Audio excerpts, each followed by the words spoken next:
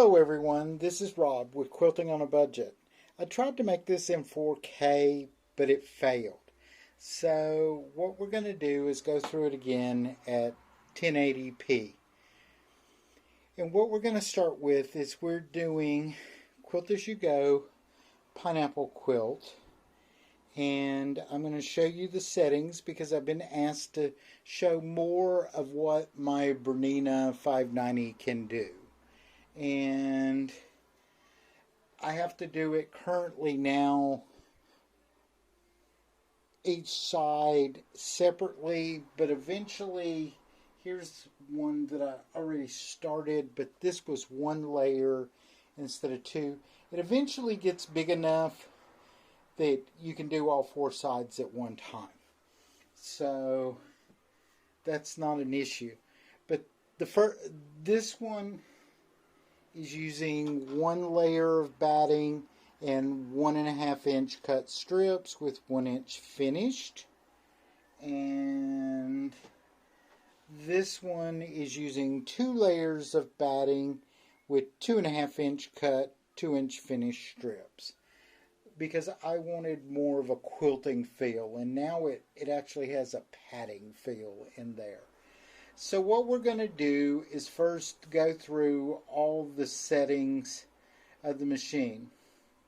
This machine is so sophisticated that it pretty much does everything for you.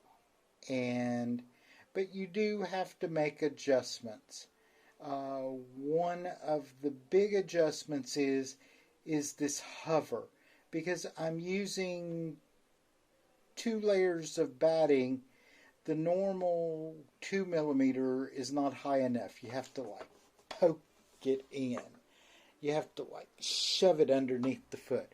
So what you can do is you go to your settings, which is your gears. You go to sewing, and then you go to I think it's this one. Yes. And these are your settings while you sew. You have pattern repeat for this button. You can set your scissors, do everything. You can adjust it so it automatically stops with the needle down all the time, which I have it set here. But what we want to do is adjust the hover or the pivot. Like I said, the normal setting is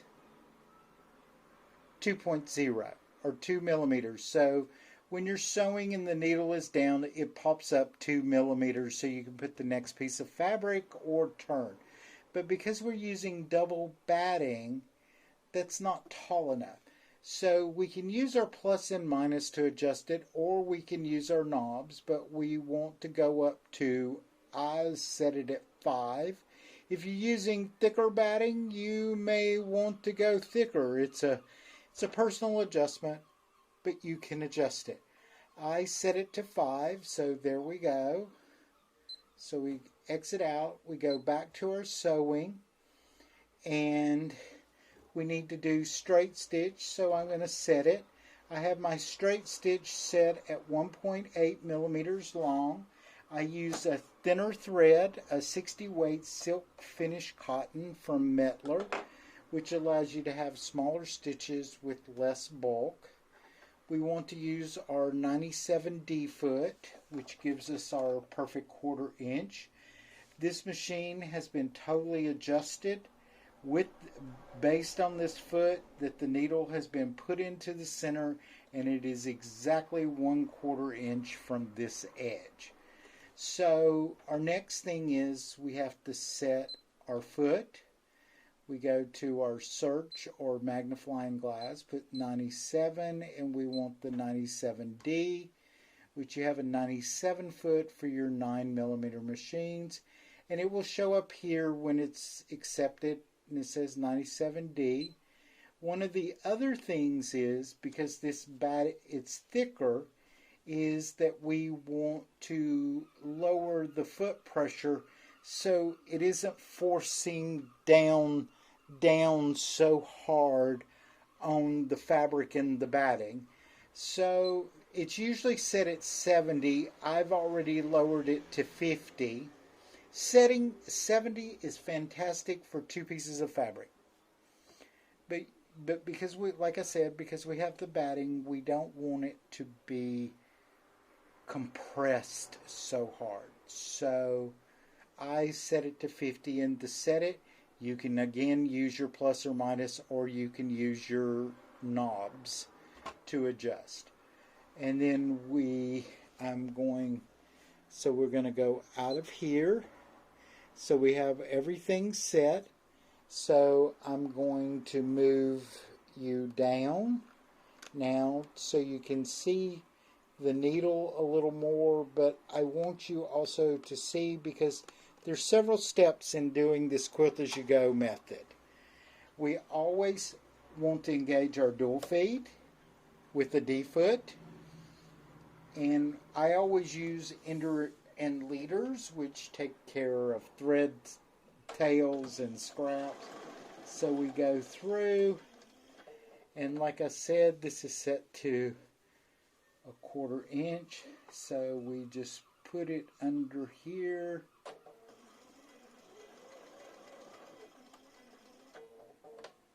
and we just keep it all aligned.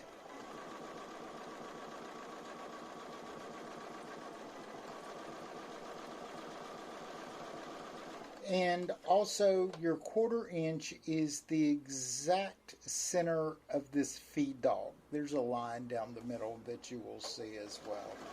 So that can help you. So we go through, and you notice that your needle your foot isn't pressing hard on this. And that's one of the things that you want to maintain. So we keep.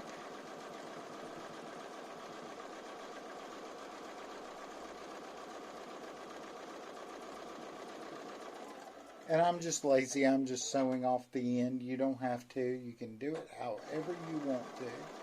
So we add our ender, which then becomes a leader. I snip it off. And then we get rid of this. We remove this one as well. And then we turn it around. We're going to go 1 stitch off this, and then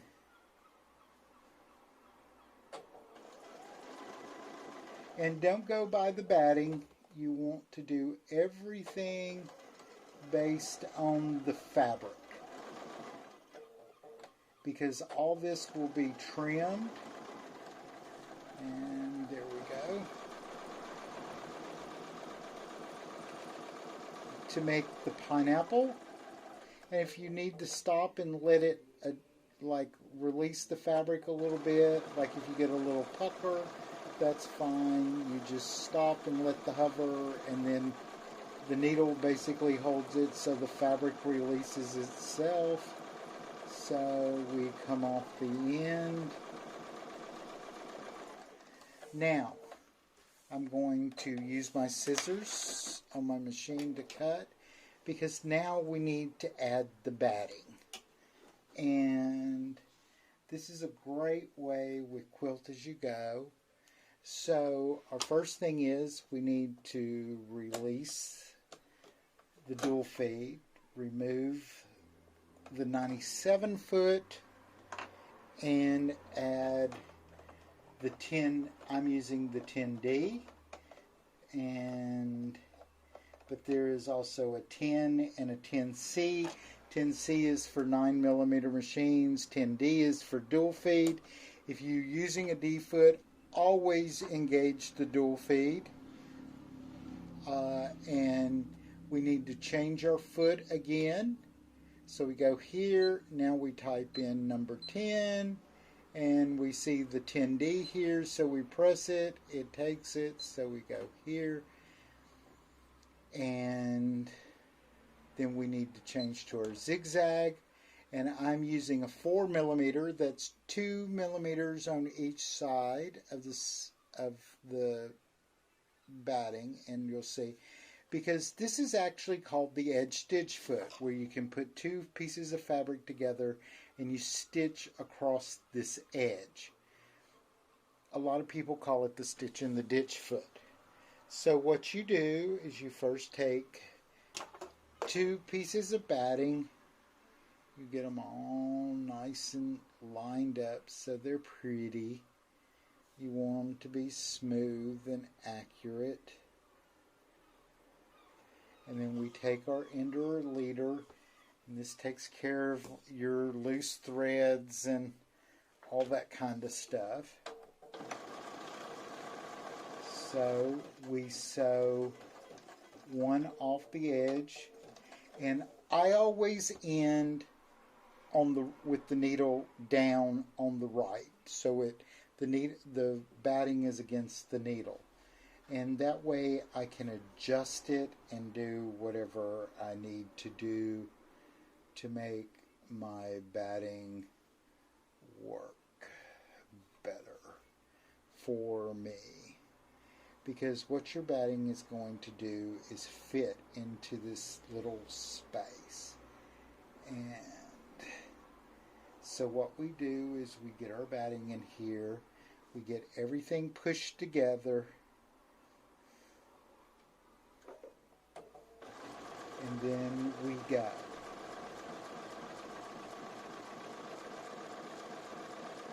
And it doesn't have to be exactly perfect.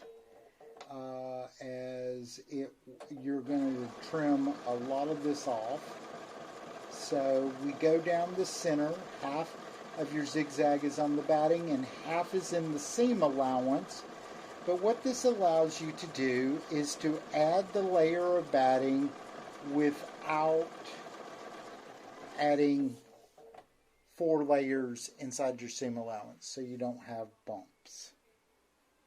So now I finished going off the batting, so what we'll do is we'll come off the edge here, and then we add another leader, ender, we go through, and you will, and I'll show you this right now. See, our batting is nice and secure, and the zigzag is in your seam allowance, so there's no doubles. So all you do is have to press your seam, your fabric on top of the batting, and then trim your angles, which gives you your pineapple. And here's the back side. So we have to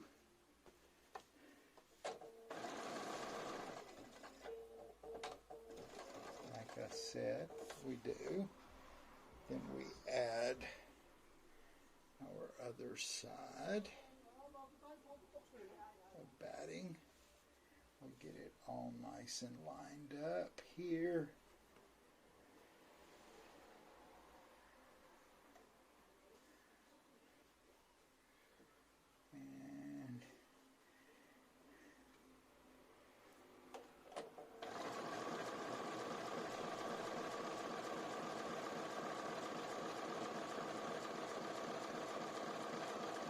And like I said, eventually this will get big enough that the strips, you can do all 4 sides at one time, and the strips will keep getting bigger and bigger and bigger, longer really. So there we go. And we finished, and that shows you a little bit how the quilt as you go. And now all I do is have to press my seams open, and then I'm going to trim on these corners like this to give us the pineapple shape. And this is how I do my quilt as you go, and you can do this with lots of different patterns. You can do it with a log cabin, you can do it with many things, and I think this one is beautiful, but like I said, to me it wasn't thick enough for quilt. So I started another one.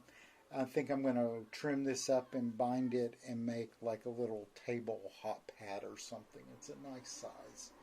It's about 12, 13 inches. I haven't measured it, but that's about what it is.